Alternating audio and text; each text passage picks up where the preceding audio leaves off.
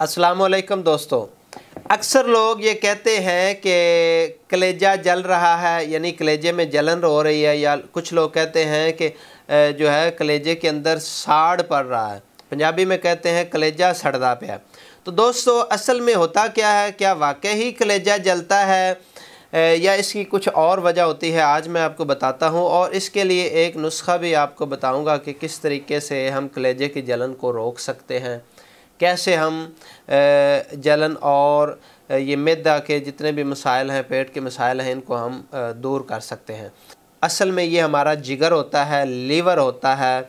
तो ये जो लीवर होता है ये बेसिकली जलता नहीं, इसमें जलन नहीं होती। जलन होती है ये जो हमारा मैदा है, और ये इस मुकाम पे होता है, जिगर के बिल्कुल साथ होता है, निचली तरफ होता है। ये हमारा मैदा है, इस शेप का हमारा मैदा होता है।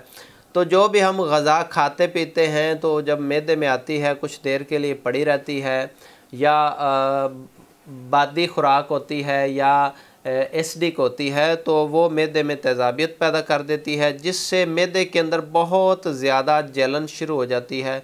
और कभी कभी तो ये जलन इतनी शदीद हो जाती है कि ये ऊपर की तरफ भी चली जाती है, और हमें जो है ये हलक जो है हमारा, हलक से लेकर ये जो पूरी हमारी खुराक वाली नाली होती है, सारी में हमें जलन महसूस होती रहती है।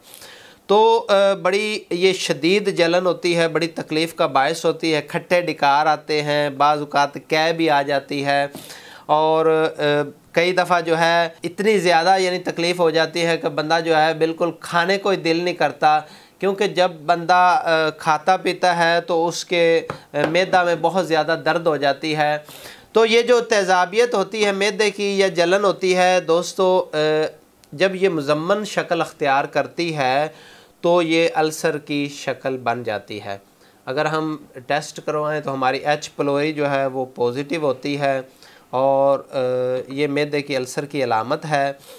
और मैदे का अल्सर जो है उसमें यानी कि यूँ कह लें कि मैदे के अंदर ख़राश पड़ जाती है, ज़ख़म हो जाते हैं, और वो इसी तेज़ाबियत की वजह से ही होते हैं।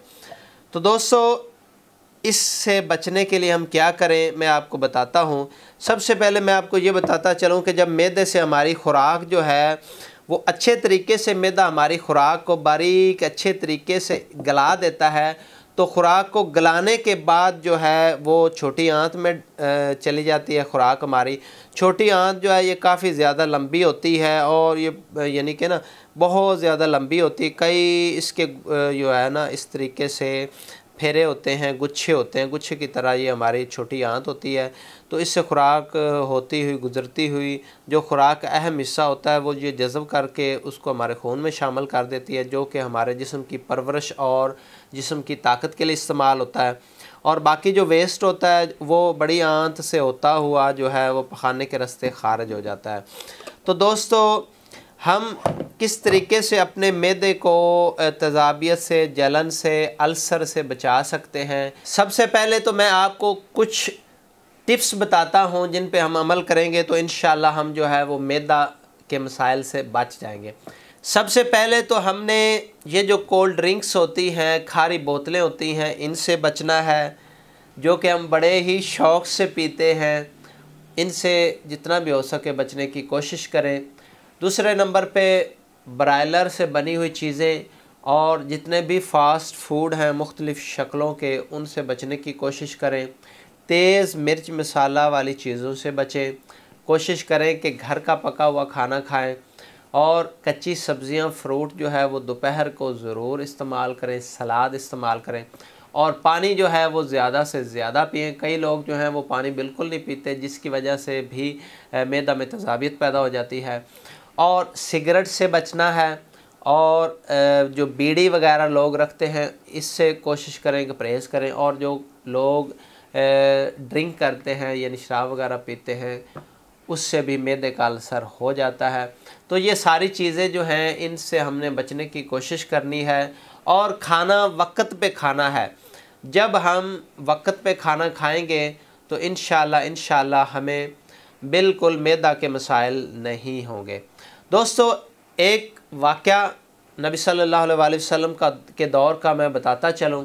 नबी सल्लल्लाहु अलैहि वसल्लम के दौर में एक हकीम ने मदीना शरीफ में अपनी दुकान बनाई, अपना जो है दवाखाना बनाया। तो 6 महीने तक वो उधर रहा तो उसकी कोई दवाई नहीं बिकी, कोई मरीज़ ही नहीं उसके पास आता था। तो आखिर पे जो है उसने अपना सारा कुछ लपेटा और जाने लगा। तो जब उससे पूछा गया कि आप अभी आए हैं, आपने जो है दवाखाना बनाया तो जा रहे हैं, तो वो कहता यार मेरे पास कोई मरीज़ ही नहीं आता। तो जो उसको बताया गया कि ये सारे लोग जो हैं ये मुसलमान हैं और नबी करीम सल्लल्लाहु अलैहि वसल्लम की तालीमात पे अमल करते हैं। ये लोग वक्त पे खाना खाते हैं। ये ऐसा नहीं है कि जब भी दिल में यानी जो चीज़ आई सामने खा पी गया और दगड़ मगड़ करके जो है, इस तरीके से नहीं। तो वो लोग जो है बिल्कुल टाइम पे खाना खाते हैं और थोड़ी सी भूख रख के खाना खाते हैं, इसीलिए ये लोग जो हैं ये बीमार नहीं होते।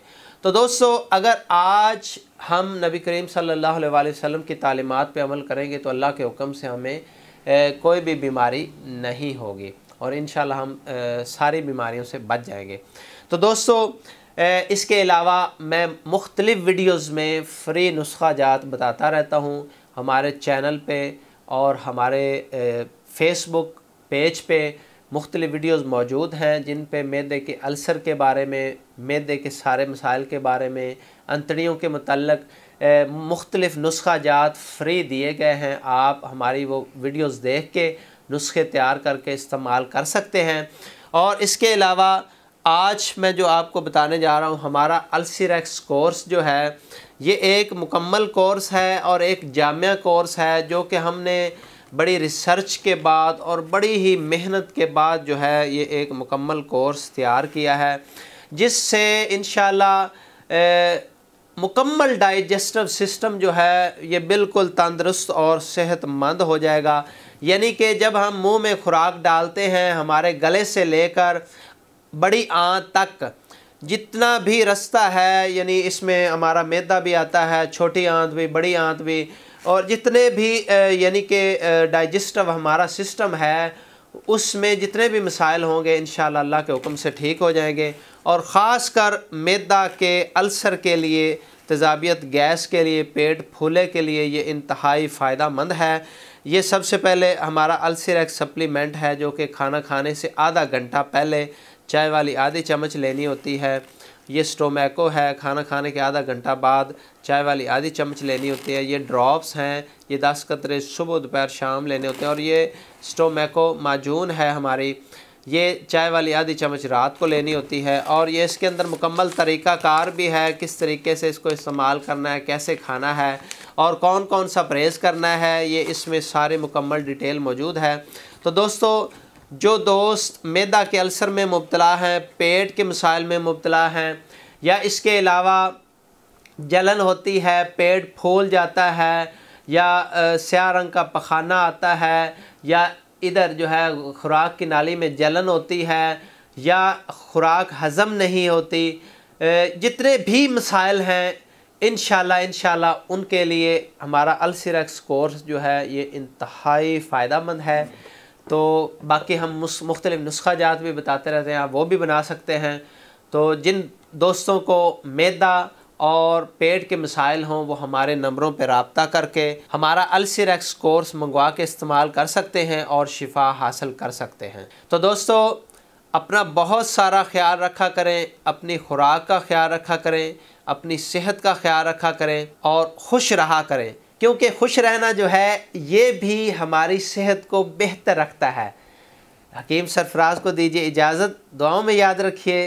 अल्लाह हाफ़िज़।